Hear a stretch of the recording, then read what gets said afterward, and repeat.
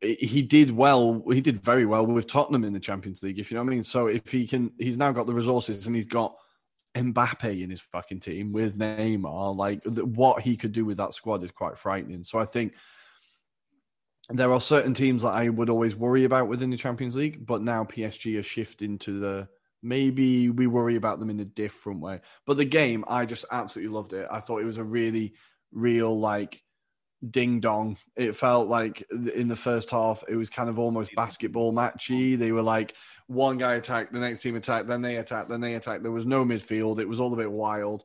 And then PSG, just Mbappe was the difference. And for him to do that at the new camp, the fact he's won a World Cup already and like he's achieved so much at such a young age.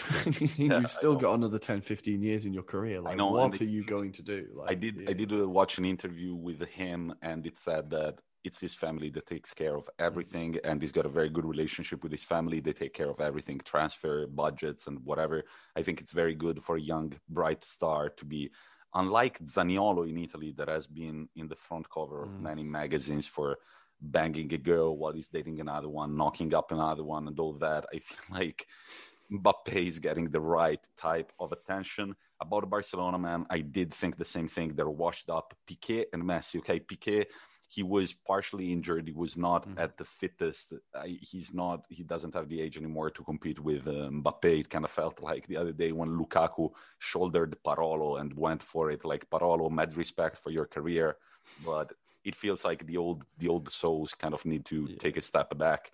And Piqué and Messi, they just looked tired. Look at their faces during the game. Like they've got like these black eye bags. Like they don't have that drive in them. And the thing that struck me the most about Barcelona was the underwhelmingness of their front three. Like, besides Messi, Dembélé, defensive effort, zero. And Griezmann is playing, in my opinion, out of position. Like this, I am a huge Griezmann fan. I've been a fan since he was at Real Sociedad, and then I loved seeing him deliver that many goals at Atletico Madrid. But right now, it's very underwhelming to see him. He was never a good fit for Barcelona. They got him because he was a big name within the league. That's the only reason why they signed him. Yeah, and Dembélé, remember when Barcelona got Dembélé, when Neymar went to PSG, and Barcelona were like, oh, God damn it, we need like a big signing. We need to make our supporters forget about Neymar. All right, all in on Dembélé. And Dembélé is a super talented player. But once again, it feels like very short-sighted business from Barcelona, if you know what I mean. And they could have done a much better job throughout the years, also weighing in that maybe there is the possibility that at some point Messi will leave. I mean, at the end of the day, you're a business and you do need to think about your employees. If you don't, and if you kind of hope that Messi is always going to stay forever, then the managing of the rest of the team is going to be what it is. On the other side, PSG, they looked very lively from the very beginning. I think it was unfair that they went down 1-0. However, upon seeing the replay, it was a penalty. However, they did deserve to tie the game and eventually take that lead. I was also very impressed by Florenzi and Kurzawa on the wings. I feel like that's a very important part of the field for Pochettino. And I don't know if listeners, it was the same for you, but me and Roy got a broadcast where you could hear everything happening in the pitch.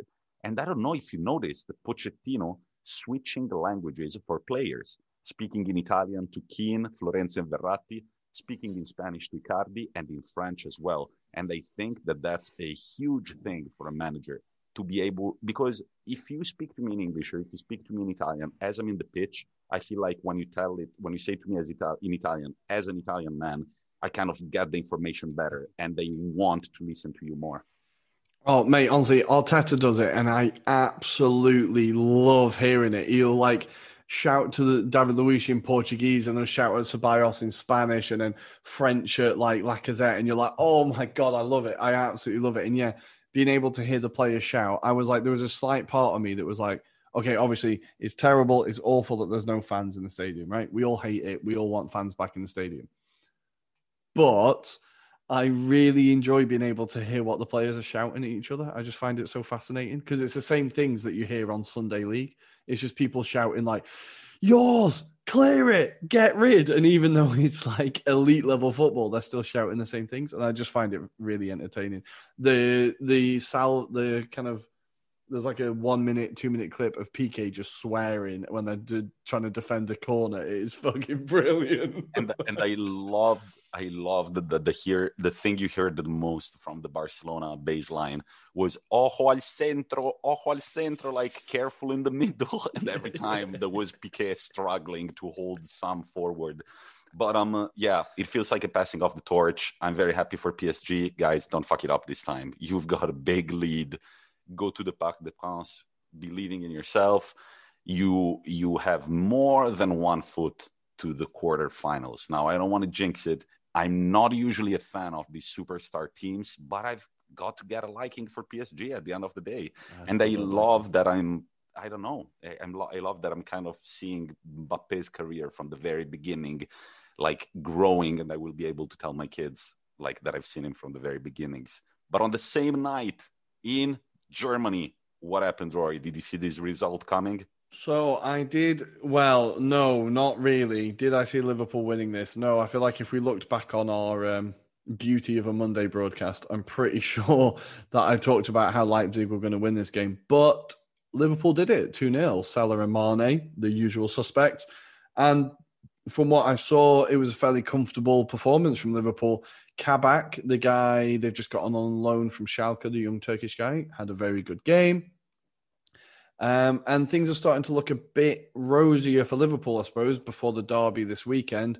For Leipzig, Upamecano, the man of the moment, had an absolute stinker and kept giving the ball away, was passing the ball to Liverpool players constantly.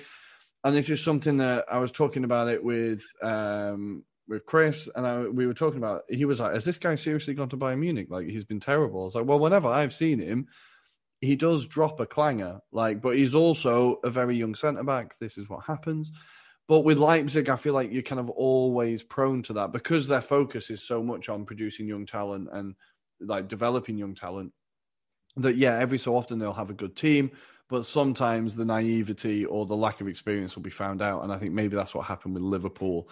But that's a much-needed win for Jurgen Klopp. A bit more belief around the camp, I imagine. Yeah, the first goal, I really felt bad for it. Sabitzer, Leipzig captain. The guy has been at Leipzig for so long, and he's one of their key players. He performed really well in last year's Champions League, and he gave the ball away in a very poor fashion for Salah's first goal.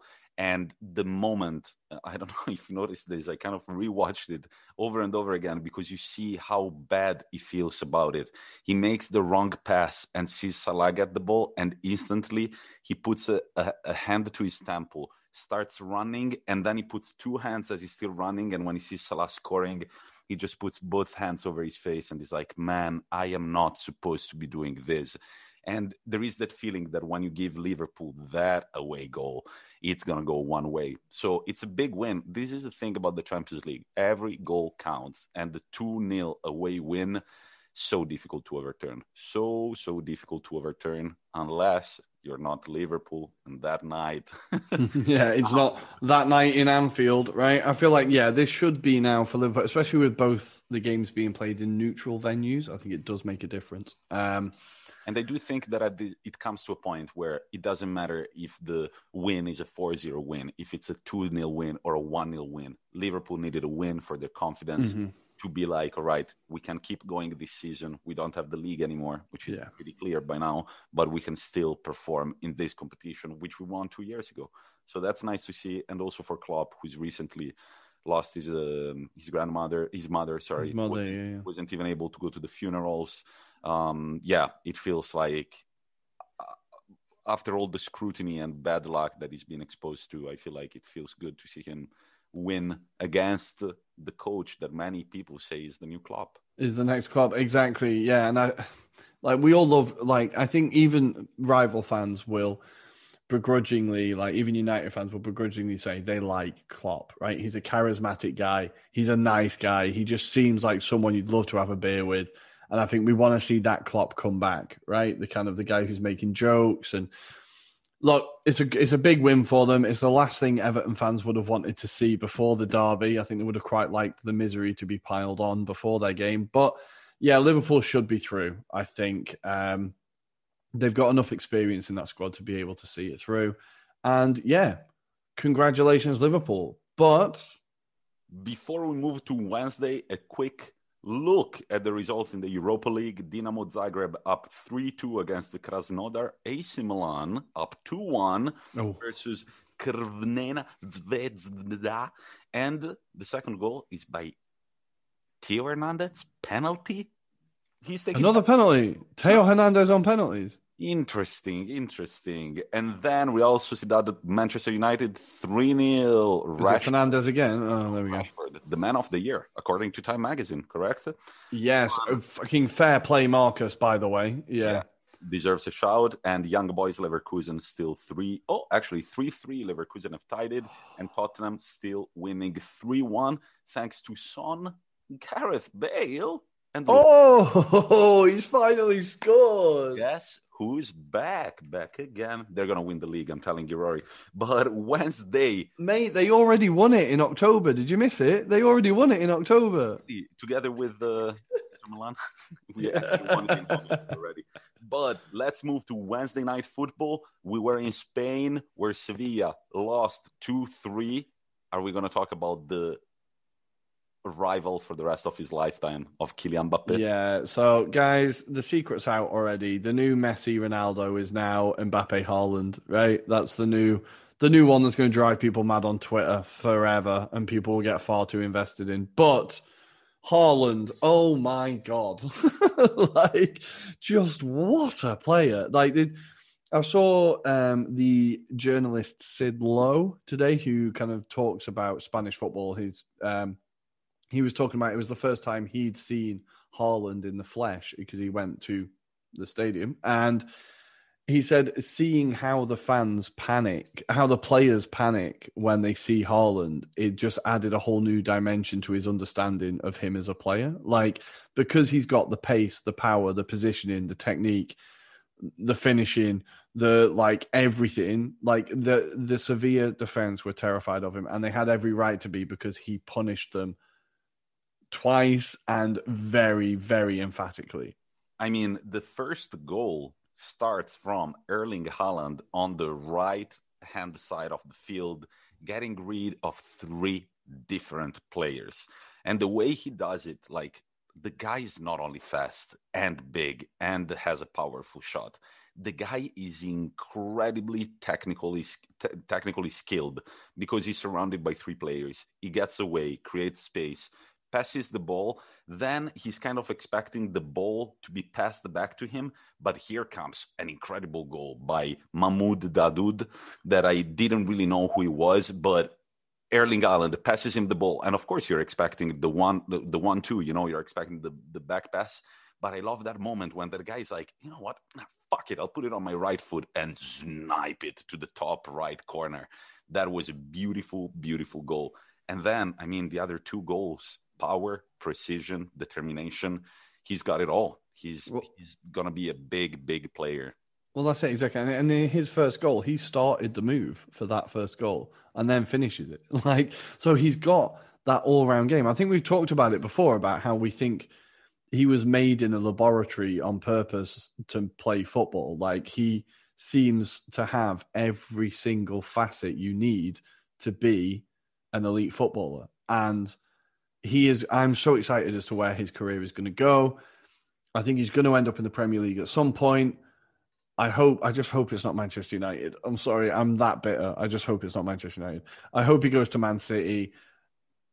He's not going to go to Arsenal, so I'm not going to hope for that. But I hope he goes to Man City. I can see him absolutely smashing it in the Premier League in about 3 years' time. The guy is ridiculous. What do you think is the ideal league, according to the style of play, for Kylian Mbappe, and the ideal league for Erling Haaland? Now, Kylian Mbappe, that's a good question. I think... Yeah, man, the Premier League, in my opinion. To have both of them in the Prem would be fucking unreal. Imagine seeing Mbappe running running in these big ass spaces because both teams are attacking the whole time. And you just like, imagine Salah, what he has done at Liverpool. Yeah. Salah on steroids. That's I can already see Arsenal defenders panicking as